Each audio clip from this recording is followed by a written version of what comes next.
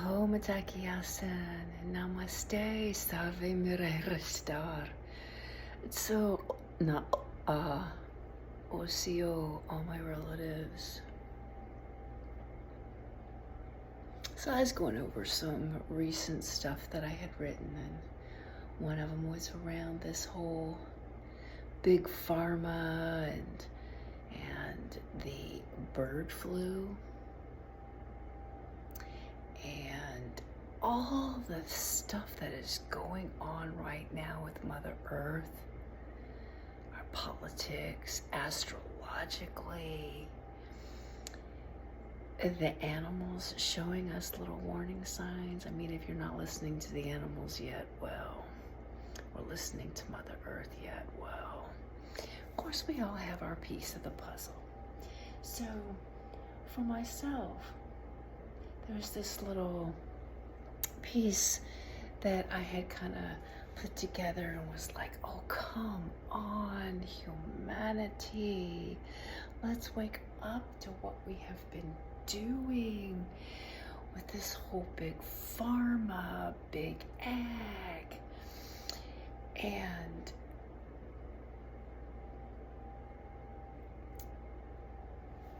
you know, we've been, you put all of these pieces together.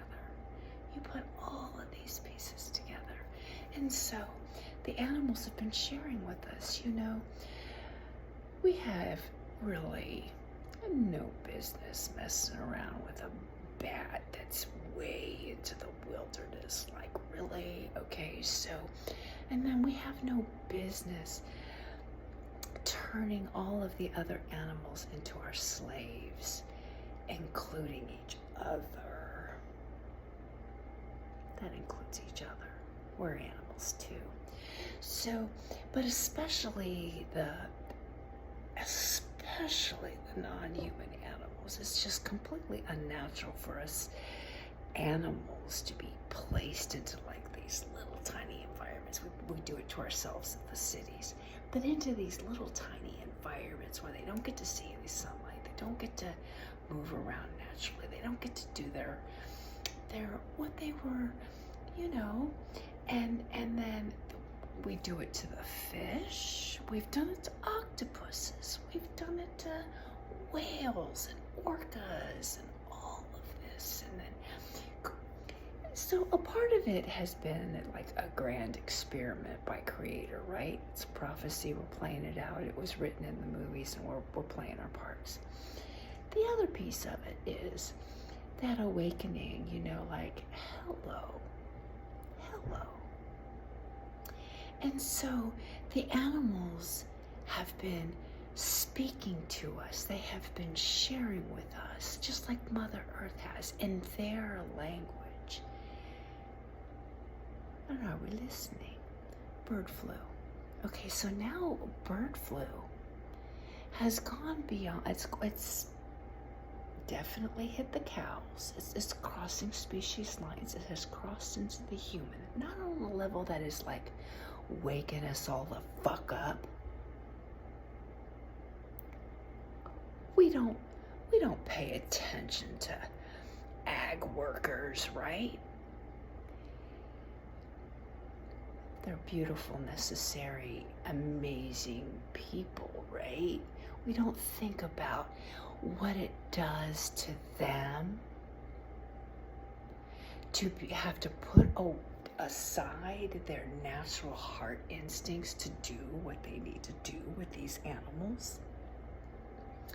And so many of them are, you know, immigrants and even child labor. Oh, you wouldn't believe the child labor in our big agricultural practices, especially slaughterhouses, and what it does to their, you know, that's the highest suicide rate.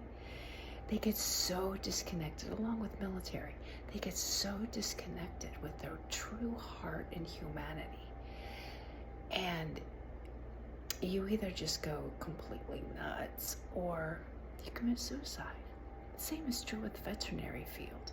There are certain fields that is not out there in the public awareness that really,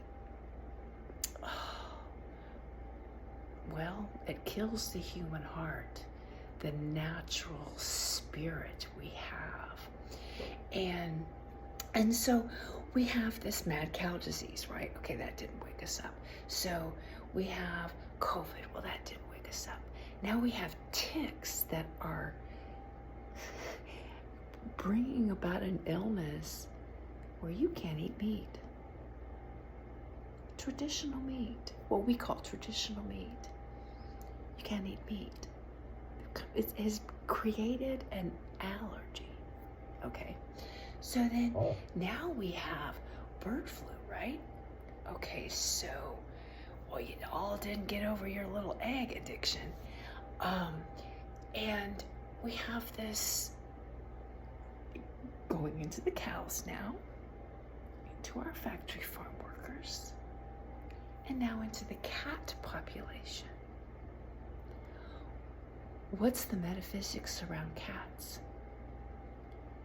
I'm independent, I can do it all by myself. Really?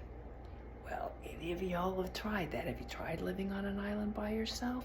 You know, you start talking to coconut shells. We saw that movie. And you can't, you know, so we are all in this together. None of us are alone. The solitary cat even needs each other. And so now it's, like I shared, it's the cat population, and it's starting to cross species lines. So the animals are waking us up. They're sharing with us. Are we listening? So, Mother Earth is doing her thing. Politics is doing its thing.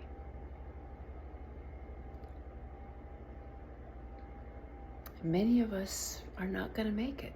It's a fact. Is it sad? Yeah. We're going to go through some grieving. We're going to be awakened to what is really, truly important, and that is caring for each other, caring for the Mother Earth, caring for all of her creatures, that each and every one of them has a place. Going back to not necessarily going back. Can't go back. But we are going to return. We can return to the natural ways and continue to move on. Or we get to start this all over again and have another world and try it again. But if you look back in history over the millennia, there has been a culture, there has been a rise in a species of man that has tried this over and over and over again. And when we get so disconnected from our ways, the great cleansing takes place. How much of a cleansing we receive? Well, that's up to us. So we get to do this again. The great cleansing is going to happen, and we will walk in a balanced way. And we will move along, and maybe it'll happen again. Who knows? But each one of us, even individually and in our small groups, get to wake up and remember.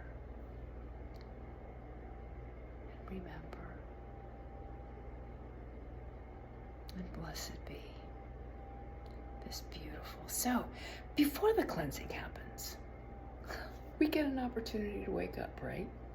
And we get an opportunity to live and enjoy life and bring about that hope. And that's been our theme in this fire ceremony we just started yesterday. Hope. And every prophecy shares hope. Even the animals are sharing hope with us because they're evolving. They're evolving too, and new species are being brought forward and new ways of regenerating ourselves, our one life. Maybe not in this physical body, but regenerating our one life. So I feel like I'm running out of thoughts to share, and I feel pretty content. And so I guess that's what my heart wanted to share, was listen to the animals. Wake up and listen. The whales, the orcas are coming up to people and sharing food, sharing gifts, bringing stuff to the swimmers, to the boats. Are we listening? Are we listening?